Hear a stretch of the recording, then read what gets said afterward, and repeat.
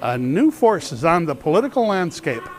A grassroots movement that reaches for the sky. A high-flying set of ideals winging its way toward a nest of fine-feathered.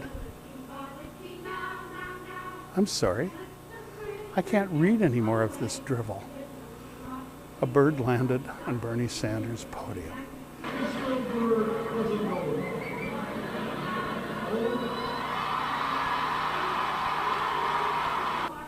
Contrast that with an eagle attacking Donald Trump.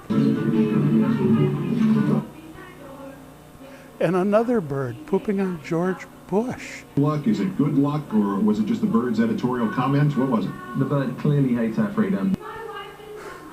Make of it what you will. Hell, ask the guy at the end of the counter. The end of the world. Two Bloody Marys, Deke.